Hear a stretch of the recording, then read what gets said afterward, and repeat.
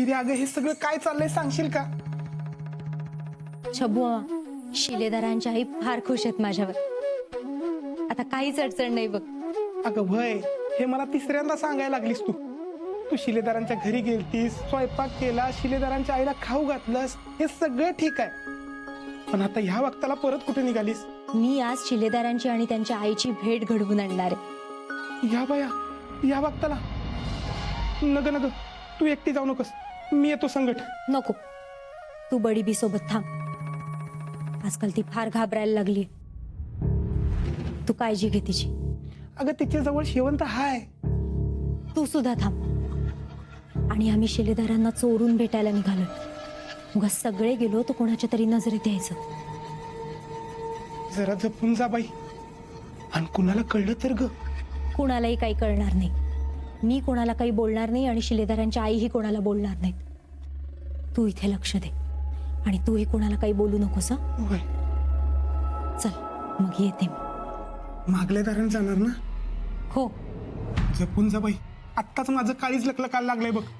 छबू आमा, तू नको घाबरूस, मी येते. हा,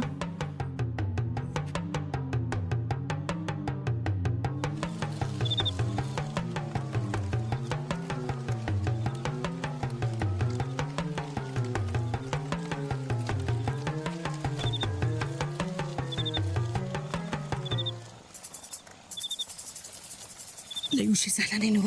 नाही.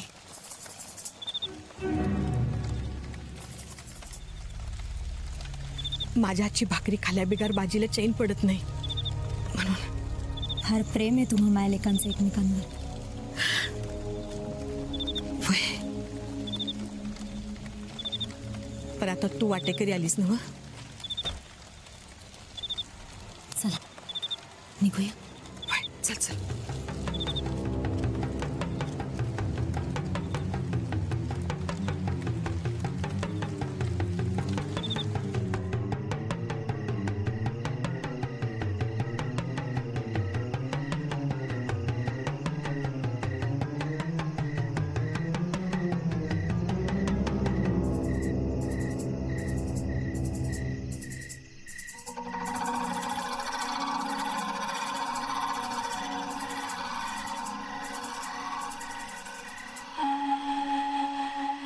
तुम्ही पुढे व्हा, मी पाणी घेऊन येते.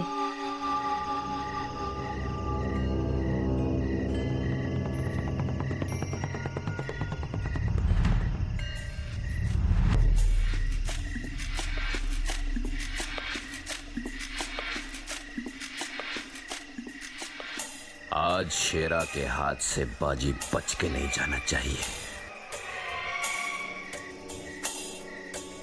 हरिसेठच शेरा आहे म्हणजे माझी शंका खरी ठरली तर आईंना घेऊन इथून ताबडतोब निघायला हवं.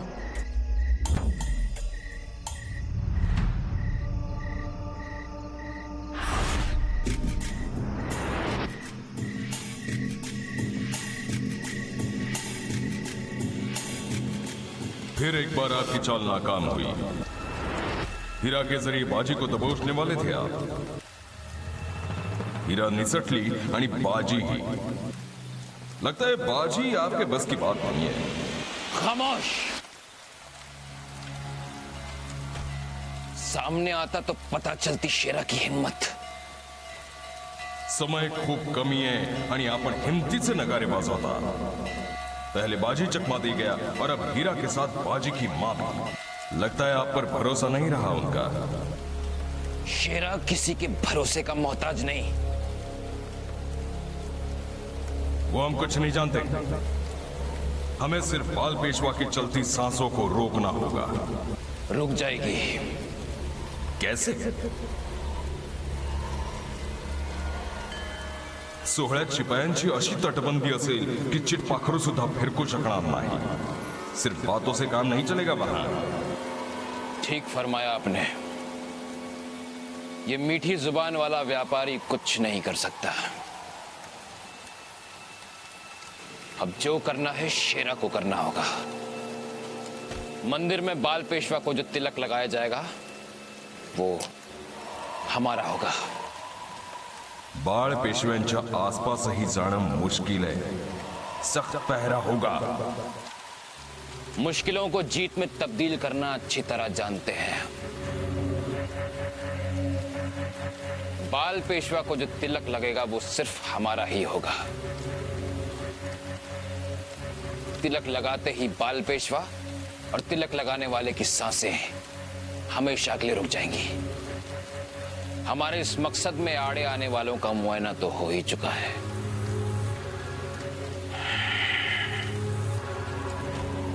बस एक बार उन्हें ठिकाने लगा दिया तो बाल पेशवा की मौत तय है। ये शेरा की जुबान समझो।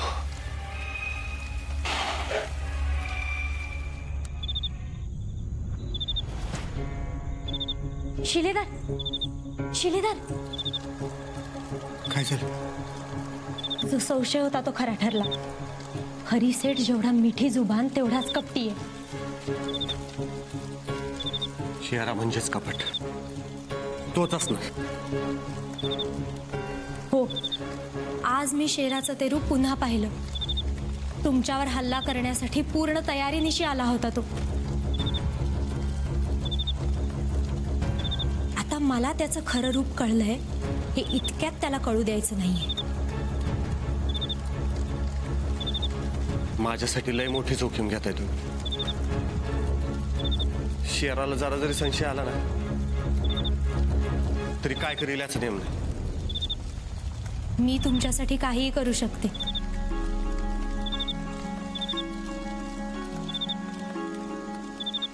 कारण तुम्ही निर्दोष आहात. आणि हे जगासमोर आणण्यासाठी एक काय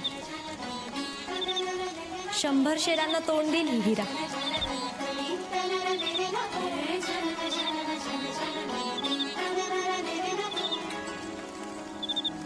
तुम्ही माझी ताकद आहे बघा.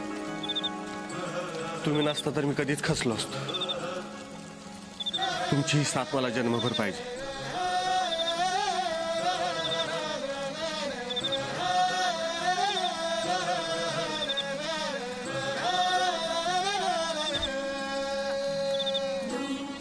मी तुमचीच आहे.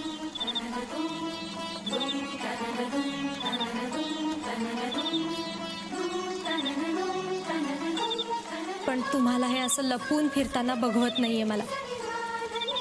त्या शेराला संपून मानानं जगासमोर यावं असं वाटतंय मला.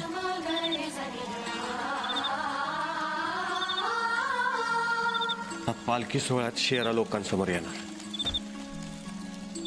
हो, येणारच.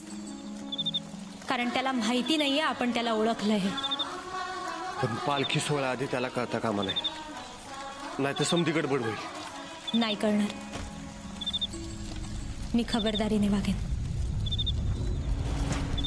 पुण्यातनं गायब झाला, मग आज्याला मारून फरी बनून आला. आपल्या चिचुकाचा जीव बिहानेच घातला. तो वाटतं आत्ताच्या आत्ता जाऊन त्याचं मुंडकं थाटागळच करावं. नाही शिलेधर, आत्ता नाही.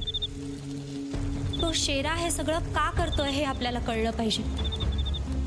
त्याला कुणी इथं पाठवलंय, आपल्यातलं कोण कोण त्याला सामील आहे, हे सगळं आपल्याला कळायला पाहिजे. शेराचं हे खरी रूप आपल्याला आता संपवायलाच पाहिजे.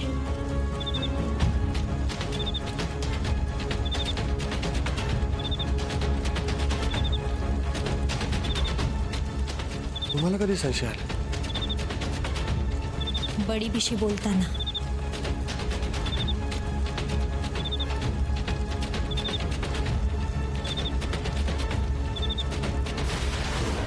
बडीबी आता बऱ्यापैकी जखम भरत आली आहे बघ. फरीसेठचे मानावे तेवढे उपकार कमीच आहेत. हाँ, फरिसेठ तो इंसान नहीं फरिश्ता है. आप कुछ ही दिन में ठीक हो जाओगी चंद्राबाई.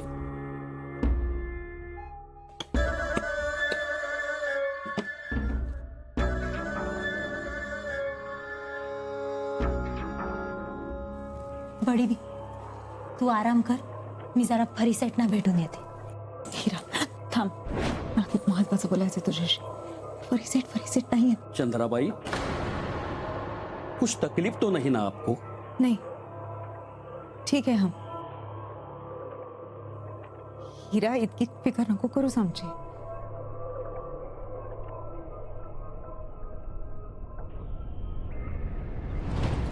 बडीबीची जखम भरत होती. तब्येतीत चांगला फरक पडत असूनही बडीबी घाबरलेली. मला संशय आलाच. त्यानंतर एकदा मी फरीसेठला भेटायला त्यांच्या दालनात जात होते.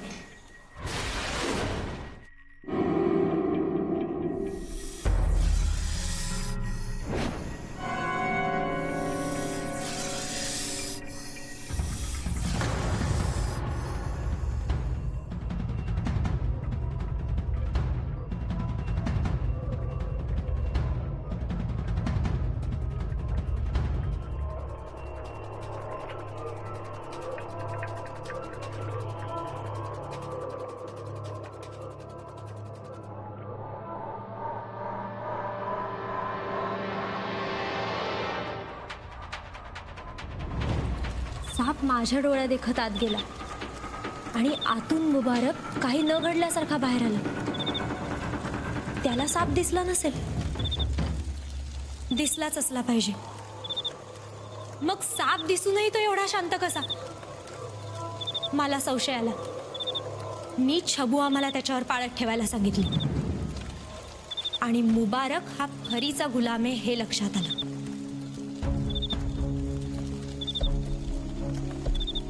मुबारक फरीसेठसाठीच काम करतो म्हणल्यावर गुलाम असणारच. त्यानंतर मी तुमच्या आईंना तुम्हाला भेटायला घेऊन येत होते. त्यावेळी फरीचं जे मला रूप दिसलं ना, ते बघून माझा संशय अधिक पक्का झाला. आत्ता सुद्धा तुम्हाला भेटायला येताना त्या साप गेलेल्या दालनात काय आहे याचा अंदाज घ्यावा म्हणून मी तिथे गेले, तर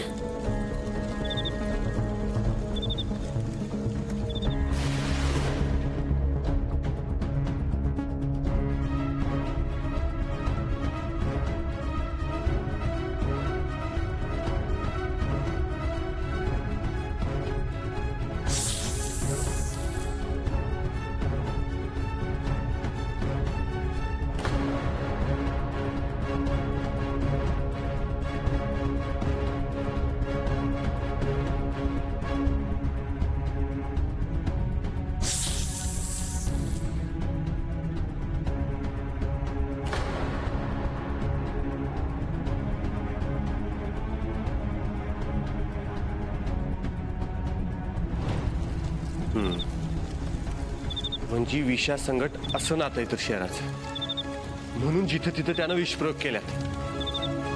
हो, बडीबीवर उपचार करायला आलेले राजवैद्य सुद्धा म्हणाले की ज्यानं हे विष चढवलंय तोच हे विष उतरवू शकतो.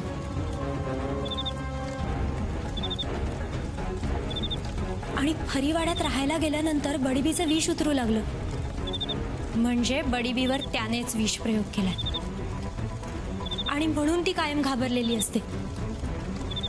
आणि ती काही बोलू नये म्हणून हकीम आणि मुबारक कायम तिच्यावर पाळत ठेवून असतो.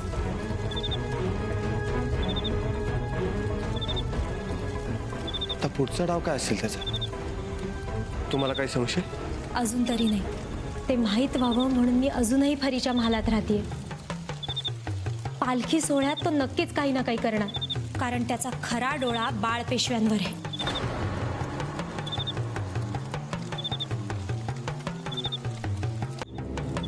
पालखी सोहळ्यात तो नक्कीच काही ना काही करणार, कारण त्याचा खरा डोळा बाळ पेशव्यांवर आहे. कोतवालांना खबर द्यायला पाहिजे. ते मी त्यांना कळवते. तुम्ही नका काळजी करू. आई मोक्याला मला बाहेर पडता येईना झालं. हरकत नाही, मी सांभाळून घेईन. बस काही दिवसच आता. हो, पण तुम्ही काय काय करणार? कामलाही जोखमीच आहे. पण तुम्ही आता बाहेर पडलात तर ते अजून जोखमीचं होईल. तुम्ही नका माझी काळजी करू. छबू मामा आहे माझ्याबरोबर. तो काळजी घेईल माझी. मी निघू आता. मी वेळेवर गेले नाही तर आता गडबड होईल. काळजी घ्या.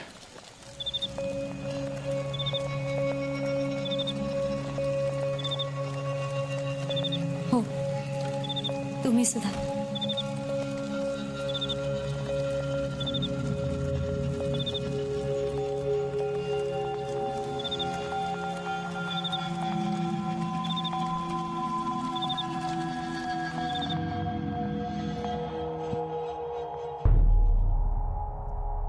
फरीसेठना भेटायचंय. फरीसेठ, फरीसेठ, फरीसेठ.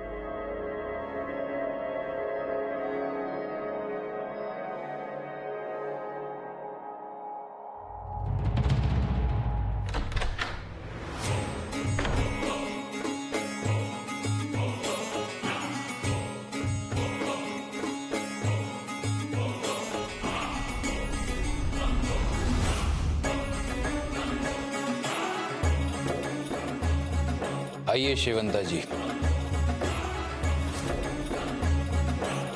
कैसे आना हुआ? कुछ काम?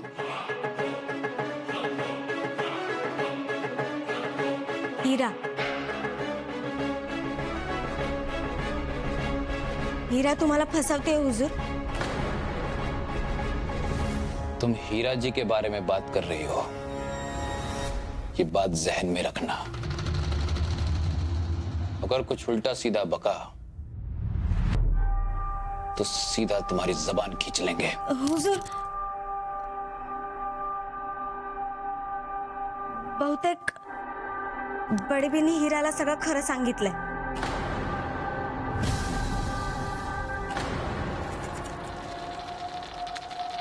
आपणच शेरा आहात हे कळलंय हिराला.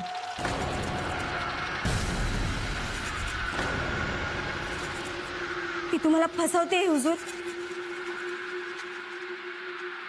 आपणच शेरा आहात ना?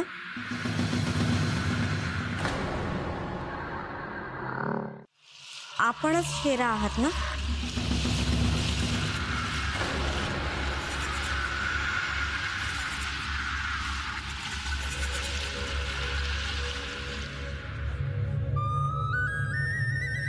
तो तुम्हें भी सब पता है. हाँ, पर मी फसवत नाहीये तुम्हाला हुजूर. उलट मला खरं कळलं म्हणून मी तुमच्याशी बोलायला आले. हिराला आधीपासूनच शक होता, म्हणून ती मुद्दामच इथं राहिली.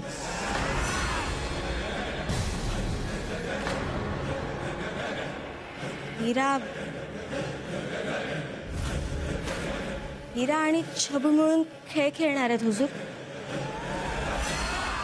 बडीबी पण सामील आहे त्यांना.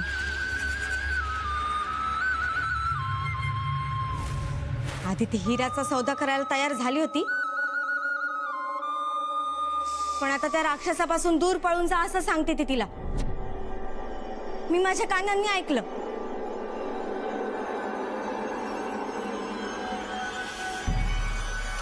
आणि हीरा हीच खेळणेवाली आहे हुजूर.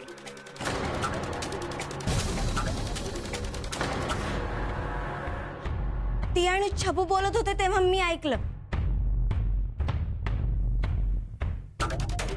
आता चिंतामणी हार द्यायला जाणार आहे ती शिलेदारांना. बहुत ही बेहुदा खबर लेकर आई हो तुम. जी तो चाहता है कि तुम्हारी जबान खींच ले. नाही, गुस्ताखी माफ हुजूर. एक ना एक दिवस बडीबी आणि हिरा तुमच्या नजरेत येणार हे मालूम आहे मला. त्यांची साथ देऊन मरण्यापेक्षा तुमच्या चरणात आले तर वाचेल असं वाटलं, म्हणून मी सगळं खरं खरं सांगितलं.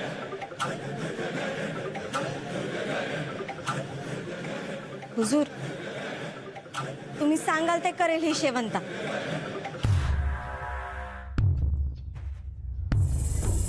होशियार हो. दुश्मन की बेईमानी हमें पसंद है, लेकिन अगर हमसे बेईमानी की तो सीधा जहन्नुम पहुंचोगी. याद रखना. जी हुजूर. हीरा जी और चंद्राबाई का ख्याल रखना. दिन रात नजर रखना उन पर. जी.